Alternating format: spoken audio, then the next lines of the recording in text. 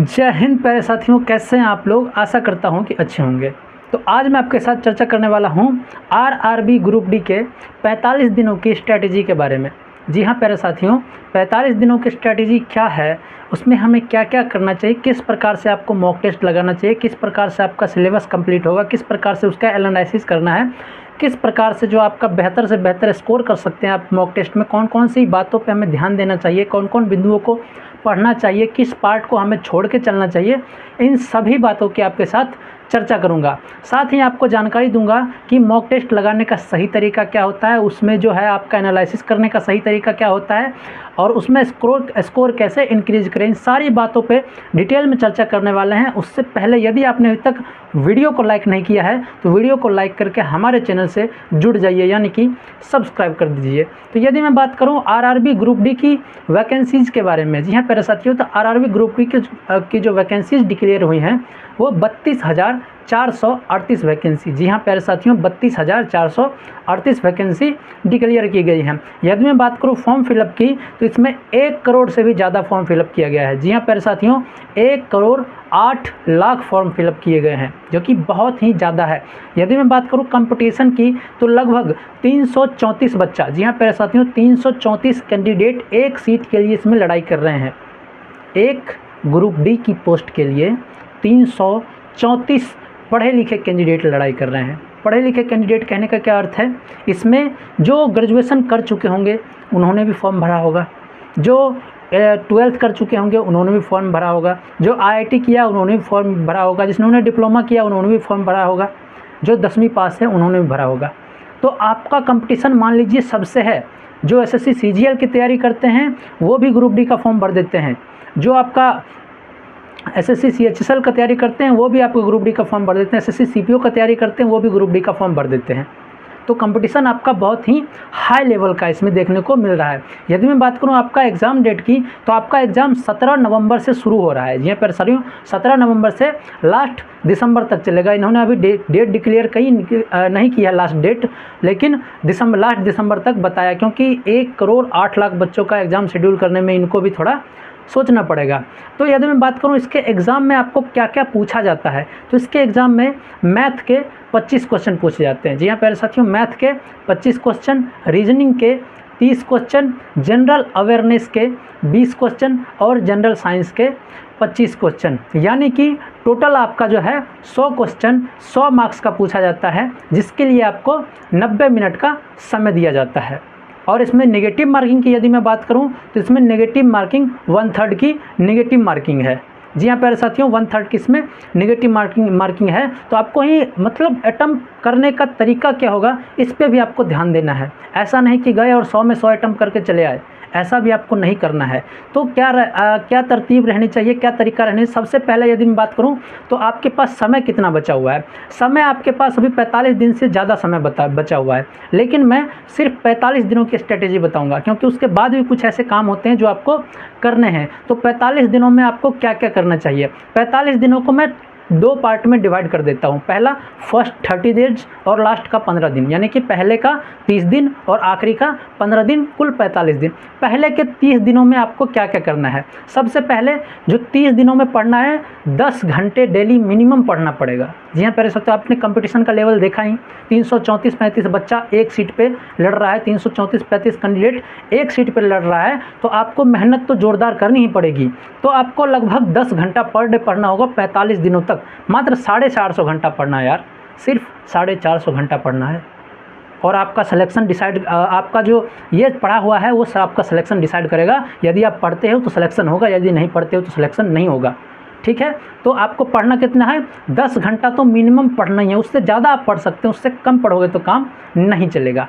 अब उन 10 घंटे में क्या क्या आपको पढ़ना है, इस पर यदि मैं चर्चा करूं तो शुरू के 30 दिनों में आपको मैथ, रीजनिंग और जनरल साइंस पे फोकस करना है। क्योंकि मैथ के यदि मैं क्वेश्चन की बात करूं तो 25 क्वेश्चन पूछे जाते हैं, रीजनिंग के क्वेश्चन की बात करूं तो 30 क्वेश्चन पूछे जाते हैं, जनरल साइंस के क्वेश्चन की बात करूं तो 25 क्वेश्चन पूछे जाते हैं। कुल मिला के 80 क्वेश्चन तो आपका यहीं से पूछा जाता है।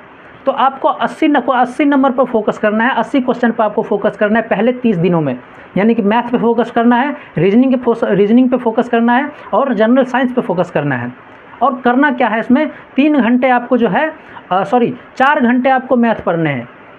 मैथ इसलिए ज़्यादा बोल रहा हूँ, मैथ तो भले 25 क्वेश्चन पूछे जाते हैं, 30 रीजनिंग के पूछे जाते हैं, लेकिन मैथ कहीं ना कहीं जो आपका समय बर्बाद करता है एग्जाम में, इसीलिए 4 घंटे पढ़ोगे तो आपकी प्रैक्टिस ज़्यादा रहेगी। तो इसलिए मैथ पे आपको 4 घंटे खर्च करने हैं, रीजनिंग पे आपको 3 घंटे खर्च करने हैं और जनरल साइंस पे 3 घंटे खर्च करने हैं। कुल मिला के आपको 10 घंटे पढ़ने हैं। अपने हिसाब से आप इस समय को ऊपर नीचे कर सकते हैं। यदि आपको लगता है कि आपका मैथ बहुत ही ज़्यादा बढ़िया है तो आप रीजनिंग में 4 घंटे लगा सकते हो। यदि आपको लगता है मैथ और रीजनिंग दोनों बढ़िया है तो आप जो है जनरल साइंस में अपना 1 घंटा और लगा सकते हैं, क्योंकि जनरल साइंस में फिजिक्स, केमिस्ट्री, बायोलॉजी तीनों है, तो आप अपने हिसाब से इसे मैनेज भी कर सकते हो। नेक्स्ट आपका इसमें ध्यान किन बातों पर देना है, मैथ में आपको बेसिक कॉन्सेप्ट पर ध्यान देना है। जी हाँ प्यारे साथियों, जो आपका बेसिक कॉन्सेप्ट है उस पर ध्यान देना है इन 3 दिनों में और इन 30 दिनों में। और जो आपका है टाइम मैनेजमेंट पर स्पेशल ध्यान देना है कि किसी क्वेश्चन को जल्दी से जल्दी कैसे बनाया जा सके। 2 बातों पे, पहला कॉन्सेप्ट पे ध्यान देना है, दूसरा टाइम मैनेजमेंट पे ध्यान देना है। रीजनिंग में भी सेम आपको कॉन्सेप्ट पे ध्यान देना है और टाइम मैनेजमेंट पे ध्यान देना है। जनरल साइंस में आपका जो बेसिक जनरल साइंस है जो 10th लेवल का है वही पूछा जाता है जनरल साइंस, तो उसमें कुछ कॉन्सेप्चुअल बातें होती हैं, उसको आपको ध्यान देना है, वहाँ से जो आपका क्वेश्चन बनेगा। और साथ ही कोशिश कीजिएगा कि जनरल साइंस का शॉर्ट नोट आप बनाइए, शॉर्ट नोट। जी हाँ प्यारे साथियों, शॉर्ट नोट। और आप वीडियो लेक्चर से ना पढ़ के किसी बुक से इसको पढ़िए। जी हाँ प्यारे साथियों, जो जनरल साइंस है उसको किसी बुक से पढ़ने से क्या फ़ायदा होगा, वीडियो लेक्चर काफ़ी लंबा होता है, तो आप 3 घंटे वीडियो लेक्चर ही देखोगे, उसमें कंटेंट बहुत ही कम रहता है। और जब आप बुक से पढ़ोगे तो आप ज़्यादा लार्ज के स्केल में कंटेंट को क्लियर कर पाओगे। और उससे दूसरा जो बुक आप पढ़ोगे उस बुक से भी शॉर्ट नोट आपको बनाना है हैंड रिटन, जो आपको रिवीजन करने में काम आएगा। जब मान लीजिए आप मॉक टेस्ट लगाते हो तो आप किसी टॉपिक में फंस जाते हो, तो वहाँ से आप अपना शॉर्ट नोट जल्दी से देख सकते हो। एक बार में एक नज़र में आपका रिवीजन करवा देगा शॉर्ट नोट। ऐसा शॉर्ट नोट आपको प्रिपेयर करना है।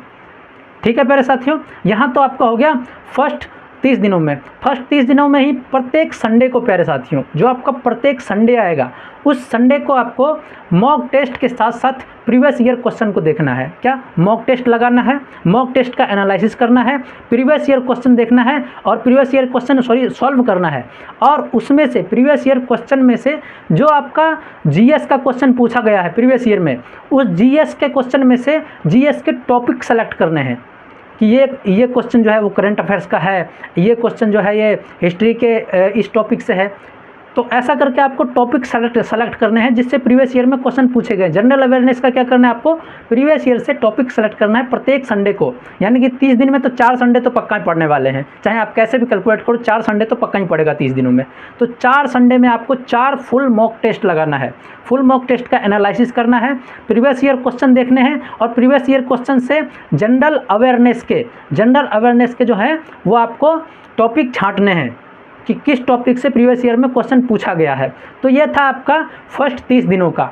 अब जो आपका है आता है लास्ट 15 दिन। उस लास्ट 15 दिन में आप क्या कर सकते हो, लास्ट 15 दिन में आपको जो आपने जनरल अवेयरनेस का टॉपिक छांटा है, जितने भी टॉपिक होते हैं उसको आपको पढ़ना है।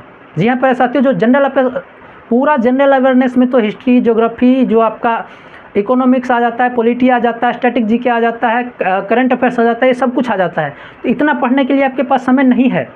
तो आपको क्या करना है, जो आपने टॉपिक छांटा है प्रीवियस ईयर से, वो टॉपिक को आपको पढ़ना है लास्ट के 15 दिनों में। और उसके साथ साथ करंट अफेयर्स पढ़ना है। करंट अफेयर्स हमेशा मंथली पढ़ना है प्यारे साथियों। कैसा पढ़ना है, मंथली मैं इसलिए बता रहा हूँ क्योंकि डेली का करंट अफेयर्स यदि आप 10-10 करके इकट्ठा करोगे तो बहुत ज़्यादा हो जाएगा। आपको किसी भी बुक से मंथली करंट अफेयर्स पढ़ना है और लगभग एक बार में 1 मंथ का यदि आप समाप्त करते हो। बस करंट अफेयर्स पढ़ने का अर्थ यह है कि उसको रट्टा नहीं मारना है। करंट अफेयर्स आपको कभी याद नहीं होगा। करंट अफेयर्स को ओवरव्यू करना है, बस वो दिमाग में रहना चाहिए, ऐसा ओवरव्यू करना है। तो एक दिन यदि आप एक दिन में 1 मंथ का भी करंट अफेयर्स पढ़ लेते हो, जब एक बार पढ़ने बैठते हो तो 12 दिनों में आपका करंट अफेयर्स 1 साल का समाप्त हो जाएगा। तो ये था आपका करंट अफेयर्स का। अब बात करते हैं आपको mock test. Mock test last के 15 दिन जो है उसमें डेली एक मॉक टेस्ट लगाना है, डेली एक मॉक टेस्ट लगाना है। जी हाँ प्यारे साथियों, लास्ट के 15 दिनों में डेली एक मॉक टेस्ट लगाना है और मॉक टेस्ट का एनालिसिस करना है। अब एनालिसिस करने की यदि बात करूँ तो एनालिसिस कैसे करना है, एनालिसिस में आपको 4 सब्जेक्ट की एनालिसिस करना है। जाहिर सी बात है, यदि 4 सब्जेक्ट पूछे जाते हैं तो चारों का ही एनालिसिस करना पड़ेगा। पहला मैथ का, रीजनिंग का हम एक साइड रखते हैं, दूसरा जनरल अवेयरनेस और जनरल साइंस का हम एक साइड रखते हैं। मैथ और रीजनिंग का जब आप एनालिसिस करोगे तो उसमें आपको 2 टाइप के क्वेश्चन देखने को मिलेंगे। पहला क्वेश्चन जिन्होंने आपका जो है समय ज़्यादा खाया होगा, जिसमें आपका समय बहुत ज़्यादा लग गया होगा और वो क्वेश्चन तब भी सॉल्व नहीं हुआ होगा। दूसरा क्वेश्चन जो बिल्कुल ही सॉल्व नहीं हुआ आपसे। पहला जो समय ज़्यादा, चाहे सॉल्व हो गया चाहे सॉल्व नहीं हुआ, जिसने आपका समय ज़्यादा लिया वैसे क्वेश्चन को आपको साइड करना है। और दूसरा वैसे क्वेश्चन जो आपसे नहीं बना, जिसने समय लिया ज़्यादा वो क्वेश्चन और वैसा क्वेश्चन जो आपसे नहीं बना, इन दो टाइप के क्वेश्चन को आपको छांटने हैं। जो क्वेश्चन आपसे नहीं बना वो क्वेश्चन क्यों नहीं बना, ये आपको देखना है। किस चैप्टर का वो क्वेश्चन है और किस कॉन्सेप्ट पे आधारित है, उस कॉन्सेप्ट को आपको पढ़ना है। उस कॉन्सेप्ट की जो टाइम मैनेजिंग की ट्रिक है वो आपको अपनानी है। जल्द से जल्द इसको कैसे बनाएं वो कॉन्सेप्ट आपको क्लियर करना है। एनालिसिस में आपको क्या करना है, मैथ और रीजनिंग के एनालिसिस में आपको जो क्वेश्चन नहीं बनते हैं आपसे वो किस चैप्टर से हैं, किस कॉन्सेप्ट पे आधारित हैं, इसका एनालिसिस करना है। और उस कॉन्सेप्ट को एक बार यदि पढ़ लिया तो ये हमेशा कोशिश करना है कि नेक्स्ट टाइम जब मॉक टेस्ट लगाए और उस कॉन्सेप्ट के क्वेश्चन आए तो वो आपसे ना छूटे। ये मेरे साथियों। और दूसरा आपका है वैसे क्वेश्चन जो आपका समय ज़्यादा ख़राब करते हैं, जो आपका समय ज़्यादा बर्बाद करते हैं। वैसे क्वेश्चन को क्या करना है, वैसे क्वेश्चन को प्यारे साथियों जो आपका समय ज़्यादा ख़राब करता है, जो आपका टाइम ज़्यादा बर्बाद करता है, वैसे क्वेश्चन के कॉन्सेप्ट को ध्यान में रखना है और लगातार उसकी प्रैक्टिस करनी है कि कितना जल्दी बन सके, कितना जल्दी बन सके। उसका कॉन्सेप्ट पे ध्यान देना है, जो आपका समय ज़्यादा खराब करता है उसके कॉन्सेप्ट पे ध्यान देना है। ये हो गया आपका मैथ और रीजनिंग का। अब हम बात करते हैं जनरल अवेयरनेस और जनरल साइंस के एनालिसिस की।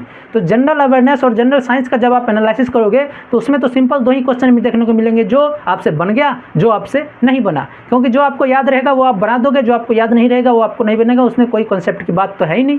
लेकिन जो क्वेश्चन आपसे नहीं बनता है वो किस टॉपिक से है, ये मेन पॉइंट पर आपको ध्यान देना है कि जो क्वेश्चन आपको नहीं बना वो किस टॉपिक से है।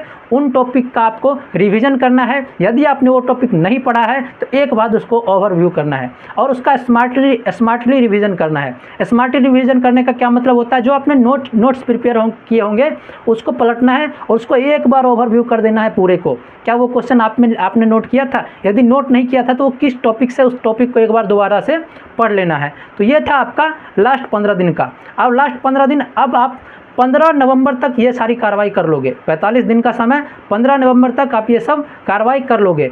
फिर आपका जो ज़रूरी तो नहीं है आपका एग्ज़ाम 17 नवंबर को ही आ जाए। उसके बाद जब तक आपका एग्ज़ाम नहीं आ जाता, जब तक आपका एग्ज़ाम नहीं हो जाता, तब तक आपको यही काम करना है। डेली 2 मॉक टेस्ट लगाने हैं, उसका एनालिसिस करना है, उसकी प्रैक्टिस, उसमें जो मैथ और रीजनिंग के क्वेश्चन होंगे उसकी प्रैक्टिस करनी है, और जो आपका जनरल अवेयरनेस और जनरल साइंस का क्वेश्चन है उसका रिविज़न करना है। तो ये था आपका ग्रुप डी का 45 दिनों का बेस्ट प्लान। यदि आप इसे फॉलो करते हैं तो आप गारंटेड सक्सेसफुल हो जाएंगे। जी हाँ प्यारे साथियों, आपका एग्ज़ाम गारंटेड निकलेगा। तो इस प्रकार से आपको मेहनत करनी है। यदि सिलेक्शन लेना है तो मेहनत करनी ही पड़ेगी। बिना मेहनत के कहीं सिलेक्शन नहीं मिलेगा। किस्मत के भरोसे बैठ के कहीं सिलेक्शन नहीं मिलेगा। और मेहनत आपको 100%, 100%, 100% करना पड़ेगा। 100 में से यूँ कहिए कि 200% करना होगा, क्योंकि अभी का जो समय है वो बहुत ही एडवांस है। आप जब सो रहे होते हैं तो कोई पढ़ रहा होता है। यकीन मानिए, जब आप सो रहे होते हैं और जो कोई पढ़ रहा होता है तो सिलेक्शन उसका होगा, ना कि आपका होगा। और मात्र 45 दिनों की बात है, आपके एग्ज़ाम तक की बात है। आपका एग्ज़ाम हो गया तो फिर टेंशन फ्री हो जाइए। एग्ज़ाम देना ही है तो बिल्कुल ही प्रिपेयर तरीके से देना है। अब ये नहीं कि बस जाके एग्ज़ाम दे दिया। तो ठीक है प्यारे साथियों, ये था आपका ग्रुप डी का जो है वो रणनीति। तो मिलते हैं हम आपसे नेक्स्ट वीडियो में। यदि आपको ये पसंद आया है तो इसको अपने दोस्तों तक शेयर करें जो इसकी तैयारी कर रहे हैं, जिन्होंने इसका फॉर्म फिलअप किया है। साथ ही वीडियो को लाइक कर दीजिए यदि आपको वीडियो पसंद आया है तो, और हमारे चैनल से जुड़ जाइए ऐसे ही नेक्स्ट अपडेट के लिए।